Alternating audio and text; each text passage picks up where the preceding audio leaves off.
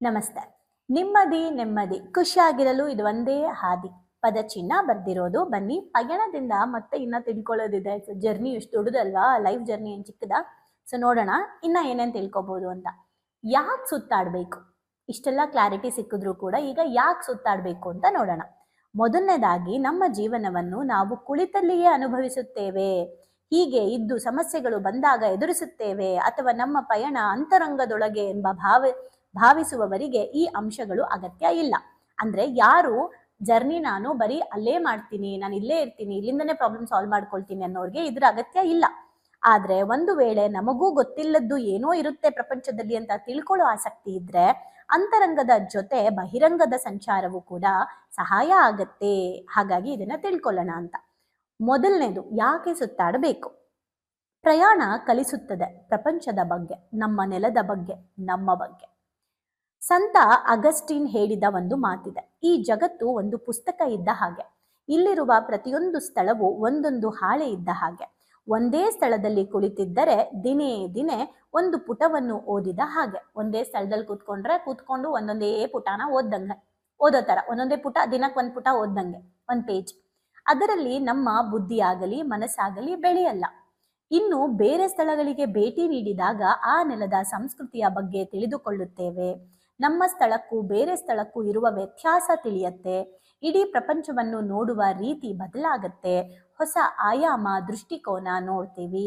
ಮನಸ್ಸು ಬ್ರಾಡ್ ಆಗಿ ಯೋಚನೆ ಮಾಡಕ್ಕೆ ಶುರು ಮಾಡತ್ತೆ. ಇದೆಲ್ಲದರ ಜೊತೆಗೆ ಬೇರೆ ಬೇರೆ ಸ್ಥಳಗಳ ಬಗ್ಗೆ ತಿಳಿದುಕೊಳ್ಳುವುದು ಎಂದರೆ ನಮ್ಮ ಬಗ್ಗೆ ನಾವೇ ತಿಳಿದುಕೊಂಡ ಹಾಗೆ. ನಾವು ಹೇಗೆ, ನಾವು ಏನು ಎನ್ನುವುದನ್ನು ಕೂಡ ನಮ್ಮ ಅರಿವಿಗೆ ತರುತ್ತದೆ, ನಾವು ಜರ್ನಿ ಮಾಡೋದ್ರಿಂದ, ಪ್ರಯಾಣ ಮಾಡೋದ್ರಿಂದ. ಎರಡನೇದು, ನಮ್ಮ ಸಹನೆ ಹೆಚ್ಚಾಗುತ್ತದೆ, ಸಹಿಷ್ಣುತೆ ಹೆಚ್ಚಾಗುತ್ತದೆ. ಖಂಡಿತ ಹೌದು. ಒಂದು ಸ್ಥಳದಿಂದ ಮತ್ತೊಂದು ಸ್ಥಳಕ್ಕೆ ಹೋಗುವುದು ಅಂದರೆ ಬಹಳ ಸಹನೆ ಬೇಕು. ಯಾಕಂದ್ರೆ ಸಮಯ ಕಾಯಬೇಕು. ಅಲ್ಲಿ ಕೆಲವೊಂದು ಟೈಮ್ ನೀರು ಅಡ್ಜಸ್ಟ್ ಆಗಲ್ಲ, ಊಟ ಅಡ್ಜಸ್ಟ್ ಆಗಲ್ಲ, ವಾತಾವರಣ ಅಡ್ಜಸ್ಟ್ ಆಗಲ್ಲ, ಮಲ್ಗೋದಕ್ಕೆ ಕೆಲವೊಂದು ಬೇಸಿಕ್ ನೀಡ್ ನಮಗೆ ಸರಿಯಾಗಿ ಸಿಗದೆ ಇರಬಹುದು. ಅದು ಸುಲಭದ ಕೆಲಸ ಅಲ್ಲ.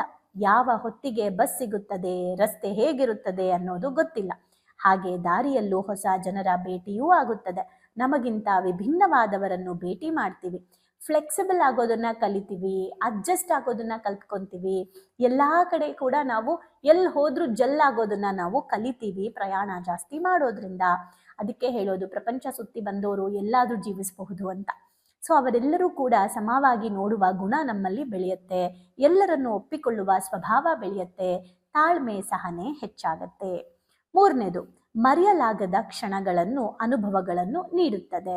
ಒಂದು ಸುಂದರವಾದ ಪರಿಸರದಲ್ಲಿ ಒಂದು ಟ್ರಿಪ್ ಹೋಗಿ ಬಂದರೆ ಒಂದು ಅದ್ಭುತ ಕ್ಷಣಗಳು ನೆನಪಿನಲ್ಲಿ ಉಳಿದುಕೊಳ್ಳುತ್ತವೆ. ಪ್ರಕೃತಿಯ ಆ ಮನಸೋರೆಗೊಳಿಸುವಂತಹ ದೃಶ್ಯಗಳು ಇರಬಹುದು. ದುಮ್ಮಕ್ಕುವ ಜಲಪಾತ, ನದಿಯಲ್ಲಿ ಈಜಿದ ನೆನಪು ಇರಬಹುದು. ಸಮುದ್ರದ ದಡದಲ್ಲಿ ಕುಳಿತು ಸೂರ್ಯಾಸ್ತ ನೋಡಿದ ಕ್ಷಣ ಎಲ್ಲವೂ ನೆನಪು ಹಸಿರಾಗುತ್ತವೆ. ಬಗೆ ಬಗೆಯ ಜನರನ್ನು ಭೇಟಿ ಮಾಡಿದಾಗ ಅವರ ಕಥೆಗಳು, ಅವರ ಅನುಭವಗಳು ನಮ್ಮೊಳಗೂ ಜೀವಿಸುತ್ತದೆ. ಒಂದು ಮರೆಯಲಾಗದ ಕ್ಷಣವನ್ನ ಇದು ನಮಗೆ ಕೊಡತ್ತೆ, ಎಕ್ಸ್ಪೀರಿಯನ್ಸ್. ಹಾಗೆ ಬೇಡವಾಗಿರೋ ನೆನಪುಗಳನ್ನ ಮರೆಸೋಂತಹ ಶಕ್ತಿ ಪ್ರಯಾಣಕ್ಕೆ ಇದೆ. ನಾಲ್ಕನೇದು, ಆತ್ಮವಿಶ್ವಾಸವನ್ನ ಕೊಡತ್ತೆ, ಸ್ವಾತಂತ್ರ್ಯವನ್ನಾಗಿ ಮಾಡುತ್ತೆ. ಪ್ರಯಾಣ ಅನ್ನೋದು ಕೇವಲ ಮನೋರಂಜನೆ ಅಲ್ಲ. ಒಮ್ಮೆ ಯಾವತ್ತಾದ್ರೂ ಒಬ್ಬರೇ ಎಲ್ಲಾದ್ರೂ ಹೋಗಿದ್ದೀರಾ? ಅದು ನಮ್ಮೊಳಗೆ ಆತ್ಮವಿಶ್ವಾಸನ ಹೆಚ್ಚು ಮಾಡುತ್ತೆ. ಜೀವನದಲ್ಲಿ ಸಮಸ್ಯೆ ಎದುರಿಸುವ ಸಾಮರ್ಥ್ಯವನ್ನ ಬೆಳೆಸುತ್ತೆ. ಬೇರೆಯವರ ಸಹಾಯವಿಲ್ಲದೆ ಬದುಕಬಹುದು ಎನ್ನುವುದನ್ನ ಕಲಿಸುತ್ತೆ.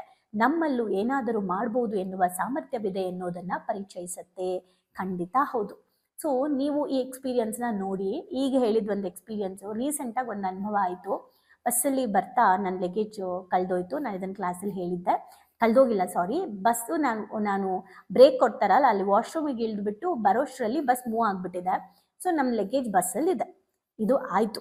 ಸೊ ಯಾವಾಗಲೂ ನಾನು ಆಲ್ಮೋಸ್ಟ್ ನನ್ನ ಜೊತೆ ನನ್ನ ತಮ್ಮ, ನನ್ನ ಹಸ್ಬೆಂಡ್, ನಮ್ಮಪ್ಪ, ನಮ್ಮಮ್ಮ ಯಾರಾದರೂ ಇರ್ತಾ ಇದ್ರು. ಅಂದರೆ ಗೊತ್ತಿರೋರು, ಏನೋ ಮಾಡೋರು ಯಾವಾಗಲೂ ಇರ್ತಾ ಇದ್ರು. ಈ ಸಲ ಆ ಚಾನ್ಸ್ ಇಲ್ಲ. ನಾನೇ ರೆಸ್ಪಾನ್ಸಿಬಿಲಿಟಿ ತಗೋಬೇಕಾದಂಥ ಒಂದು ಪರಿಸ್ಥಿತಿ ಬಂತು. ಅಂಥ ಟೈಮಲ್ಲಿ ನಿಜಕ್ಕೂ ಏನು ಮಾಡಬೇಕು ಇವರು ಓಕೆ ಹಿಂಗೆ ಮಾಡೋಣ ಅಂತ ಪಟ ತಲೆ ಓಡಿಸಿ ಭಗವಂತನ ಮೇಲೆ ಸರೆಂಡರ್ ಆಗಿ ಕೆಲಸ ಮಾಡಿದೆ. ಸೊ ಅದು ಕೊನೆಗೆ ಒಂದು ನನ್ನ ಕಸಿನ್ ಮೂಲಕ ಬಸ್ ಕಾಂಟ್ಯಾಕ್ಟ್ ಸಿಕ್ಕಿ, ಡ್ರೈವರ್ದು ನಂಬರ್ ಸಿಕ್ಕಿ, ಅವರು ಜಾಲಹಳ್ಳಿ ಕ್ರಾಸಲ್ಲಿ ನನ್ನ ತಮ್ಮಂಗೆ ಬ್ಯಾಗ್ನ ಕೊಟ್ಟರು. ಹೇಗೋ ಆಯಿತು ಅಲ್ವಾ. ಸೊ ಹೇಗಾಯಿತು? ಬಿಕಾಸ್ ಜರ್ನಿ ಮಾಡಬೇಕಾದ್ರೆ ಇಂಡಿಪೆಂಡೆಂಟಾಗಿ ಸಮಸ್ಯೆ ಬಂದಾಗ ಎದುರಿಸೋದನ್ನು ನಾನಲ್ಲಿ ಕಲಿತೆ. ಇಲ್ಲ ಅಂದಿದ್ರೆ ನನ್ನ ಪಾಡಿಗೆ ಆಮೇಲೆ ಇನ್ನೂ ಒಂದೇನೆಂದರೆ, ಈ ಸಲ ನಾನು ಬಸ್ಸಲ್ಲಿ ಹೋಗಬೇಕು ಅಂತ ಡಿಸೈಡ್ ಮಾಡಿದಾಗ ನಮ್ಮಮ್ಮ ಫಸ್ಟ್ ಹೇಳಿದ್ದು, ತುಂಬ ವರ್ಷಗಳಾಯಿತು ನೀನು ಬಸ್ಸಲ್ಲಿ ಹೋಗಿ, ನೀನು ಹುಷಾರಾಗಿ ಹೋಗಬೇಕು ಹಾಗೆ ಹೀಗೆ. ಅಮ್ಮ ನೀನು ಎದುರಿಸಿ ನನಗೇನು ಓಡಾಡೋಕ್ಕೆ ಧೈರ್ಯ ಇಲ್ಲ ಅನ್ನೋ ಥರ ಮಾಡ್ತೀಯಾ ಅಂತ ಅಮ್ಮಂಗೆ ಹೇಳ್ತಾ ಇದ್ದೆ. ಮನೆಗೆ ಬಂದು ಹೇಳಿದೆ, ನೀನು ಹೇಳ್ದಲ್ಲ ಒಬ್ಬಳೇ ಹೋದರೆ ಏನಾದ್ರು ಮಾಡ್ಕೊತೀಯ ಅಂತ, ನೋಡು ಹೆಂಗಾಯಿತು ಅಂತ ಸುಮ್ಮನೆ ರೇಗಿಸ್ತಾ ಇದ್ದೆ. ಸೊ ಯಾವಾಗಲೂ ನಾನು ಅಪ್ಪನೋ ನನ್ನ ತಮ್ಮನೋ ನನ್ನ ಹಸ್ಬೆಂಡೋ ಗಾಡಿ ಓಡಿಸ್ತಾ ಇದ್ರು, ನಾನು ಆರಾಮಾಗಿ ನನ್ನ ಕೆಲಸ ಮಾಡ್ಕೊಂಡು ಬುಕ್ ಓದ್ಕೊಂಡು ಬರ್ತಿದ್ದೆ. ಈ ಸಲ ಅದಿಲ್ಲ. ಸೊ ನಾನು ನೆಕ್ಸ್ಟ್ ಸ್ಟಾಪ್ ಯಾವುದು ನೋಡಬೇಕು, ತುಂಬ ಬೇರೆ ಇತ್ತಲ್ಲ. ಸೊ ಹಾಗೆ ಕೂತ್ಕೊಂಡು ಬಸ್ಸಲ್ಲಿ ಕೆಲವು ಪಕ್ಕದಲ್ಲಿರೋರ್ನೆಲ್ಲ ಕರ್ಸಿ ಮಾತಾಡ್ತಾ ಇದ್ದೆ. ಓಕೆ, ಸೊ ಎಷ್ಟೊಂದು ಕಲಿಯೋದಿರುತ್ತೆ ಅಂತ. ಸೊ ಹಾಗಾಗಿ ಇವೆಲ್ಲವೂ ಕೂಡ ಲೈಫಲ್ಲಿ ಟ್ರಾವೆಲಿಂಗ್ ಅನ್ನೋದು ತುಂಬ ಕಲಿಸುತ್ತೆ. ಹಾಗೆ ಆಗಲೇ ಹೇಳ್ದಂಗೆ ಸಹನೆ ಮತ್ತು ತಾಳ್ಮೆ ಡೆಫಿನೆಟ್ಲಿ ಕಲಿಸುತ್ತೆ. ಕೆಲವೊಂದು ಜಾಗಕ್ಕೆ ಹೋದಾಗ ನಾವು ಮಂಚದಿಂದ ನೆಲದ ಮೇಲೆ ಮಲಗದೇ ಇಲ್ಲ ಅಂತೀವಿ, ಮಲಗಬೇಕಾಗತ್ತೆ.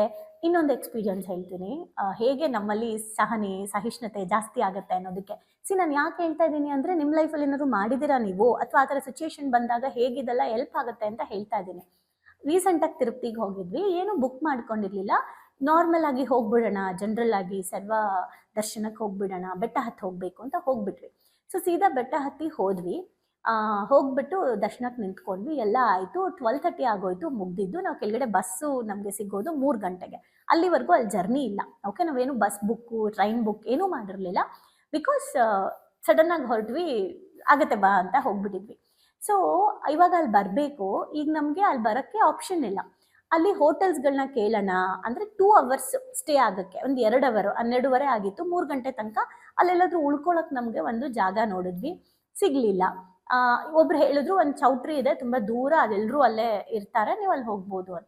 ಸೊ ಅಲ್ಲಿಗೆ ಹೋಗಿ ಮತ್ತೆ ಬರೋದು ಇನ್ನು 2 ಅವರ್ಸ್ ಅಷ್ಟೇ ಅಲ್ವಾ, ಏನು ಮಾಡೋಣ ಅಂತ ಯೋಚನೆ ಮಾಡಿ ಲಿಟ್ರಲಿ ನಾನು, ನನ್ನ ಹಸ್ಬೆಂಡ್, ನನ್ನ ತಮ್ಮ 3 ಜನ ಹೋಗಿದ್ವಿ. ಸೊ ಓಕೆ, ಇಲ್ಲಿ ದೇವ್ರ ಎದುರುಗಡೆ ಸ್ವಲ್ಪ ಇಲ್ಲೇ ನಾವು ರೆಸ್ಟ್ ಮಾಡೋಣ ಅಂದ್ಕೊಂಡು ಆರಾಮಾಗಿ ಮಲ್ಕೊಂಡ್ವಿ. ಓಕೆ, ಸೊ ಕಣ್ಬಿಟ್ಟು 3 ಗಂಟೆಗೆ ಕಣ್ಬಿಟ್ರೆ ತಿರುಪತಿ ದೇವ್ರ ದರ್ಶನ. ಸೊ ನನಗೆ ಹೆಂಗೆ ಅಂದರೆ ಎಷ್ಟು ಚೆನ್ನಾಗಿದೆ ಈ ಎಕ್ಸ್ಪೀರಿಯನ್ಸು ಅಂತ ಖುಷಿಯಾಗಿ ಎಂಜಾಯ್ ಮಾಡ್ಕೊಂಡು ಬಂದ್ವಿ, ನಕ್ಕೊಂಡು ಹೆಂಗಾಯಿತು ಅಂತ ಎಲ್ಲ.